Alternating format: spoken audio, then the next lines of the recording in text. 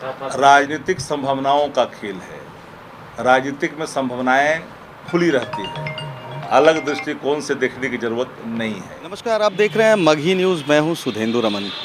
आज जब हमने राजद के वरिष्ठ प्रवक्ता शक्ति सिंह यादव से बात की तो उन्होंने बताया कि जो इफ्तार है वो इफ्तार रफ्तार के लिए दिया गया है, बिहार के रफ्तार के लिए जो है कल का जो इफ्तार दिया गया था। जबकि विपक्षियों का ये कहना है कि इफ्तार के कारण तुष्टीकरण की राजनीति हो रही है। इसको सिरे से शक्ति सिंह यादव ने खारिज किया है। उन्होंने बताया कि हर एक धर्म, हर एक संप्रदाय के लोग कल भारी से भारी संख्या में 10 सर्कुलर रोड राबड़ी देवी के आवास पर कल उपस्थित हुए थे और एक जो सौहार्द होता है, कौमी एकता को उन्होंने दिखाया कि किस तरह से जो हमारा मज़हब है ये सिखाता है कि हमें आपस में बैर नहीं करना है, सबको मिलकर साथ रहना है। आइए देखते हैं। देखिए, कल दावत इफ्तार का आयोजन था 10 सर्कुलर रोड में। पूर्व मुख्यमंत्री श्रीमती राबड़ी देवी जी, राजद के राष्ट्रीय अध्यक्ष आदरणीय लालू प्रसाद जी, उप मुख्यमंत्री तेजस्वी प्रसाद यादव जी और बिहार सरकार के मंत्री आदरणीय तेज प्रताप जी के तरफ से संयुक्त रूप से यह आयोजन था। पाक महीना है, रहमत और बरकत दोनों का महीना है और सनातन धर्म और इस्लाम धर्म, सिख धर्म, ईसाई धर्म, हर तरह के धर्म इस देश के अंदर में हैं और सभी धर्मों का सम्मान और आदर संविधान हमको सिखाता है। संविधान हमें इस बात की इजाज़त भी देता है। धर्म भी कहता है कि धार्मिक व्यक्ति वही होता जो अपने धर्मों के प्रति प्रतिबद्ध होने के बावजूद भी हर धर्मों का आदर करता है। तो आदर हम हर धर्मों का करते हैं, सम्मान करते हैं और आज नहीं, पिछले कई वर्षों से दावत इफ्तार का कार्यक्रम का आयोजन चलता आ रहा है।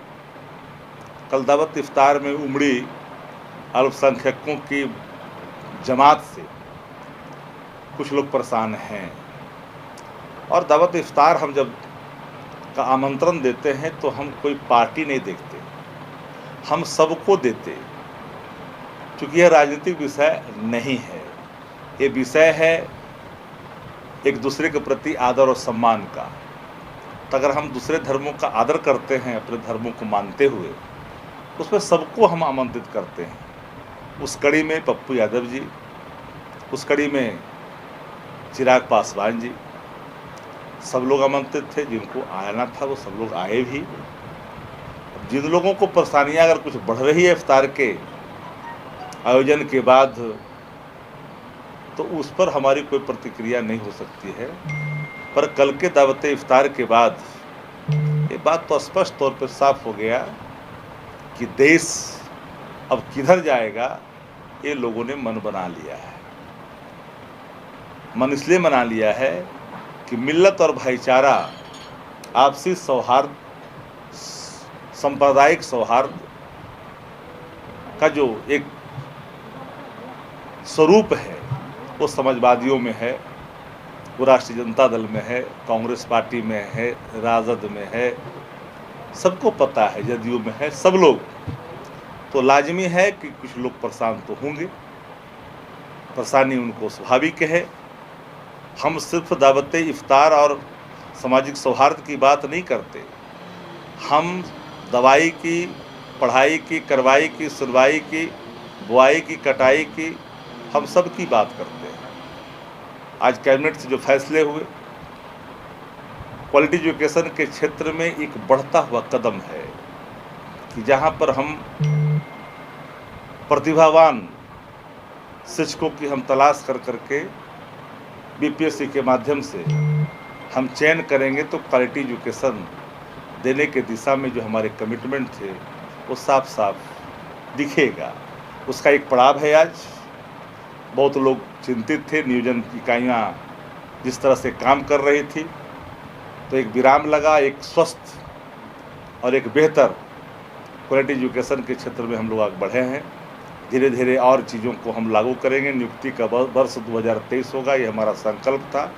इन संकल्पों को दोहराने की दिशा में हम आगे बढ़ते जा रहे हैं।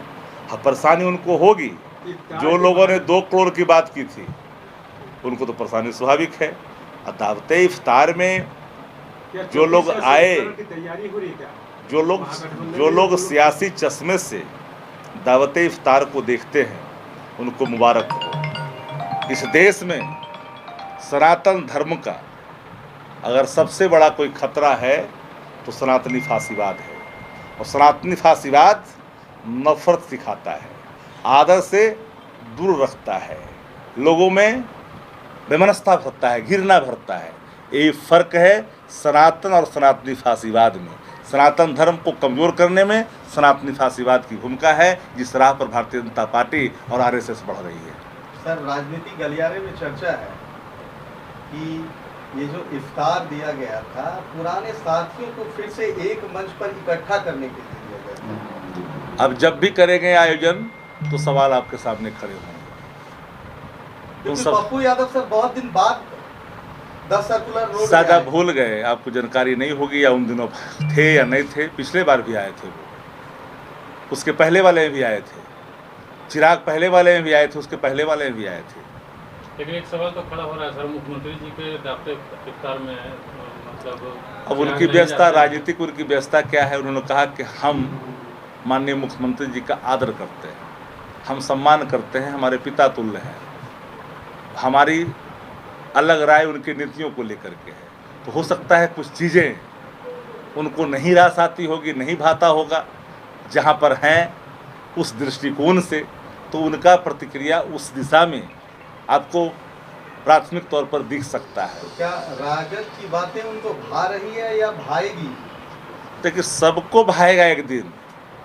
अगर देश में लोकतंत्र को स्वस्थ रखना है, देश में संवैधानिक संस्थाओं की स्वायत्तता को बहाल रखना है, देश की अर्थव्यवस्था पर से पड़ रहे डाके को समाप्त करना है, जब भविष्य में ऐसा माना जाए कि चिराग और तेजस्वी जी दोनों राजनीतिक संभावनाओं का खेल है। राजनीतिक में संभावनाएं खुली रहती है, अलग दृष्टिकोण से देखने की जरूरत नहीं है। बीजेपी बोल रही कि ये तुष्टीकरण की राजनीति कर रही है, धर्म के नाम पर आडंबर करे, आसाराम बापू, राम रहीम जैसे लोगों का पूजन करे, तो वह शुद्धिकरण है। हम अपने धर्मों के प्रति अपना समर्पण, अपनी निष्ठा दिखाते हुए दूसरे के धर्मों का हम आदर करें, ये तुष्टीकरण है।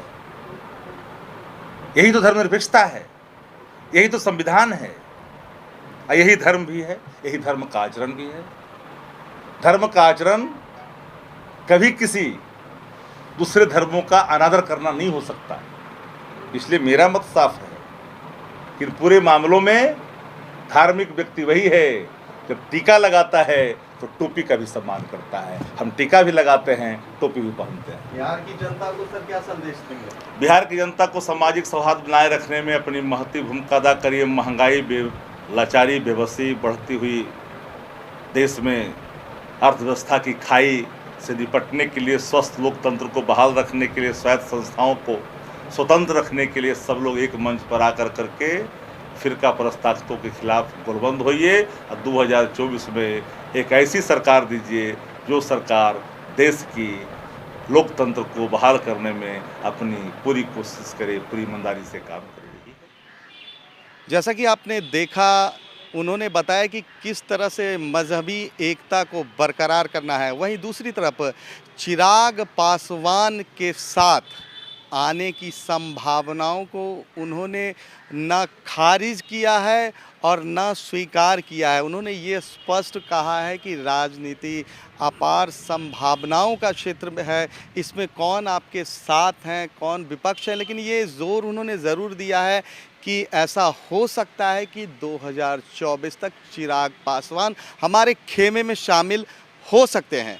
इसी तरह हमारी खबरों को देखने के लिए देखते रहिए मगही न्यूज़।